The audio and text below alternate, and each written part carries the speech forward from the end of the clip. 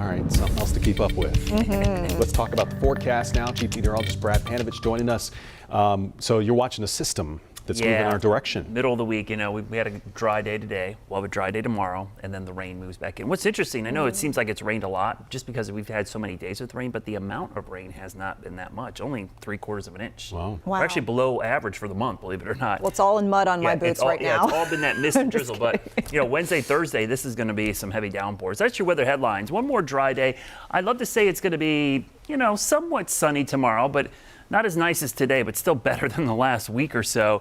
And then we see that midweek rain that Fred was mentioning. Wednesday night into Thursday, very chilly pattern developing in the long range. This is the system. It's a pretty massive system developing severe weather tonight. Look at that line of storms. That is actually producing some tornadoes in the western panhandle of Oklahoma into Kansas.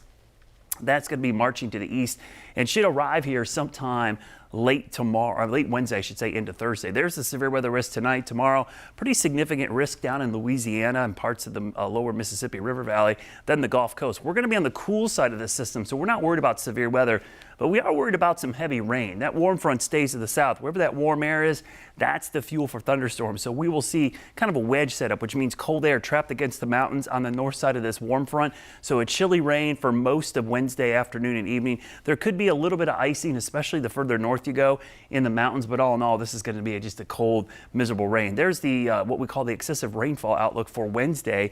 Right now, already seeing some low and medium for the western part of the state. I think Thursday, though, is probably going to be a little bit higher risk of seeing those heavier downpours. Some fog and low clouds tonight, but sunshine tomorrow for part of the day. Then the clouds move in. By Wednesday morning, we start with clouds. Here comes the rain Wednesday afternoon. Some pockets of heavy rain, and unlike the rain we saw this month so far, this will not be light stuff. This will be heavy at times, so it's really going to add up, especially in some of these heavier downpours. We could see several inches of rain before things begin to dry out. So you look at the 5-day rainfall forecast, you notice these high amounts in the western part of the state, 3, 4, 5 inches of rain possible.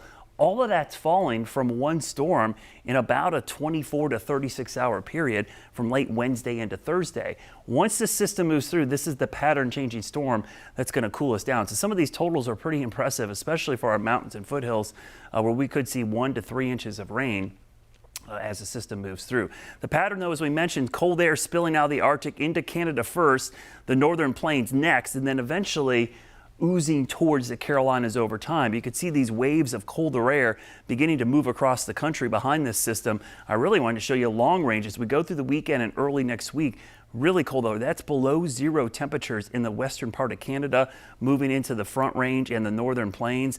Eventually, some of this is going to try to head our way, probably just in time for the Christmas holiday. So a below average temperature is a good bet for the 6 to 10 day outlook. But as you get closer to Christmas, could even be colder as the air mass begins to push off towards the east. So a cold pattern setting up. Here's your Guy Roofing 7-day forecast. Those temperatures again on the decline after the system moves through the middle of the week.